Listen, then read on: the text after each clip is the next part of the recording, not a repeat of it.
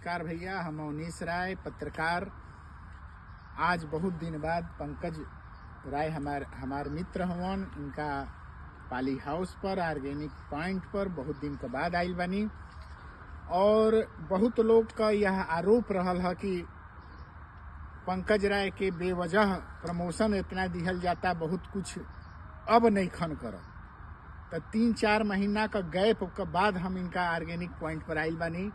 आप सब देख सकतनी जा, ये पूरा इलाका, यह पूरा इलाका जौन बा तौन इनकर लगभग 10 एकड़, पंकज भाई 10 एकड़ इनकर ऑर्गेनिक पॉइंट है। और इनमें कहीं ऐसा जगह नहीं खे जहाँ की यहाँ पर खेती नहीं खे कल गई। अब सबसे पहले यहाँ आइल जाओ तो ई जौन पौधा लौकतन स ई स्ट्रॉबेरी का पौधा होवन स, और काफ़ी अच्छा कंडीशन में बाड़न स आ काफ़ी अच्छा फल ले ले बाड़न स। काफ़ी अच्छा ग्रोथ भी भइल बा। बहुत अच्छा हमने का एकर स्वाद ले ली है जा। एक बार आप लोग का सामने फिर एक स्वाद ले तनी जा, ये देख लिहल जाओ। ये ऑर्गेनिक स्ट्रॉबेरी है।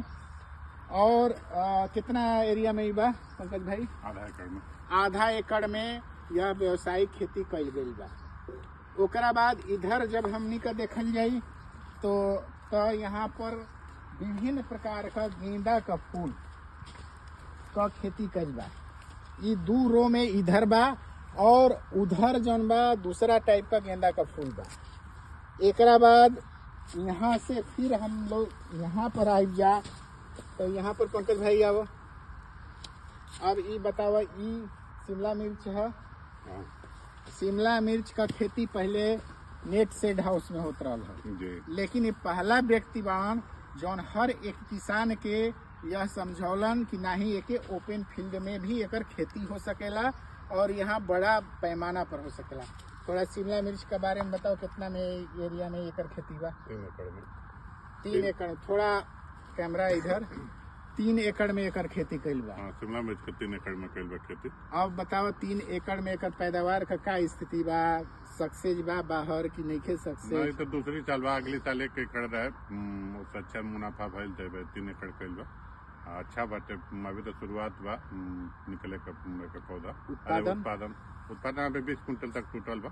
अभी तो शुरुआत भइल है, लेकिन एकर जौन फलत बा ओकरा देखला से अभी लगा था कि एकर उत्पादन की स्थिति क्या रही।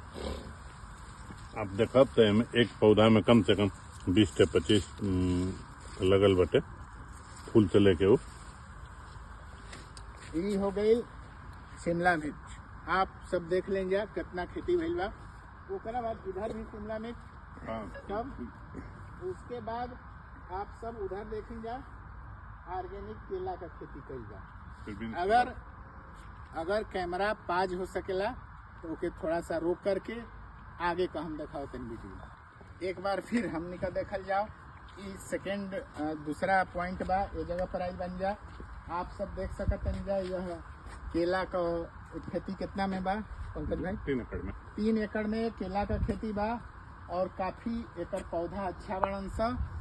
और एकरा बाद इधर जब हमने कावल जाई तो ये टमाटर का जनरल पौधा होन सा। ओकरा बाद ये ग्राफ्टिंग से ये चढ़त से कौन टमाटर है? सिंजेंट्रा कंपनी का साहू या जो भी है। और ये ग्राफ्टिंग के द्वारा आप देख सकते हैं कि कितना फल लिया हुआ है।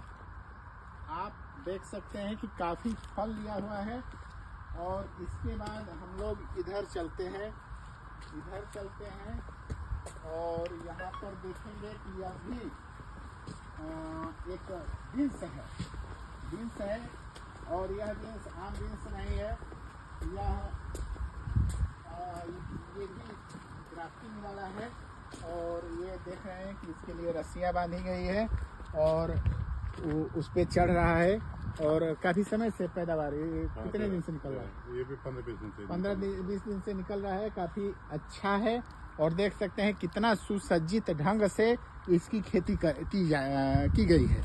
और आप ये सब देख लीजिए कि ये पूरा एरिया में जो 10 एकड़ का बा, तो पूरा एरिया में स्ट्रॉबेरी, गेंदा का फूल, फिर केला, टमाटर ग्राफ्टिंग वाला, बीन्स सहित तमाम तरह का नया प्रकार का गेंदा का भी खेती कईल गईल बा।